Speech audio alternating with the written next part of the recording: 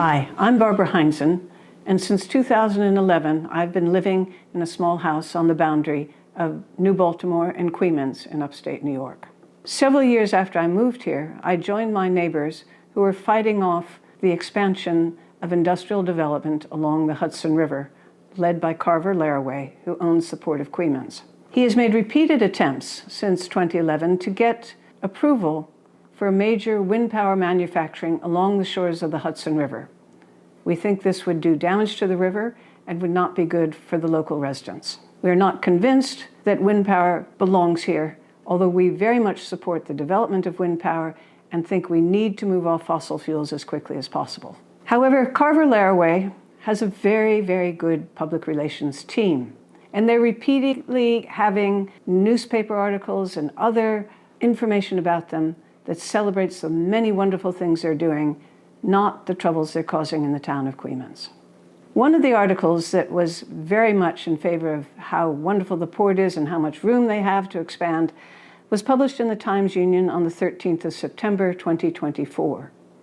In response, I wrote a letter to the editor pointing out the shortcomings of this article, and I'm about to read that letter to you because it was never published in the Times-Union. Here's my letter. To the editor, I've long admired Rick Carlin's environmental reporting. However, his recent article about the Port of Coeymans failed to question the port's fanciful public relations campaign. Josh Kowalski, the port's vice president of sales and business development, said, quote, "Acreage is our selling point. We have the space, but I want to say that a quick tour of the port would show it is completely built out. It can only expand by invading residential areas or corruptly manipulating local zoning laws. Carver Companies has already clear-cut an important indigenous woodland along the Hudson and would continue such destruction if allowed to expand in Coeymans. In short, there's no more space at the Port of Coeymans, nor is there room on our residential two-lane roads for the heavy industrial truck traffic that the port has already attracted, let alone an increase in such traffic.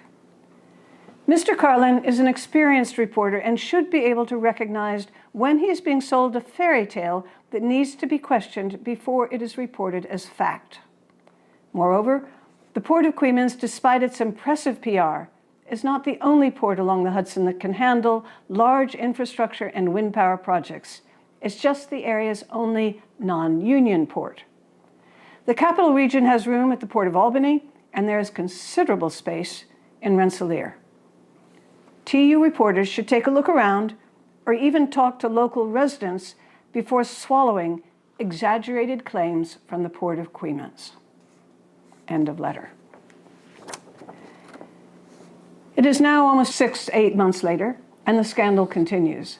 The latest wheeze from the Port of Coeymans is that they want to build a 50 to 100 megawatt power station at the port, which will be used for manufacturing.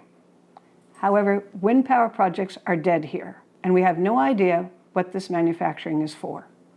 If you know, please let us know. Put any comments you want to leave below, and thank you for listening.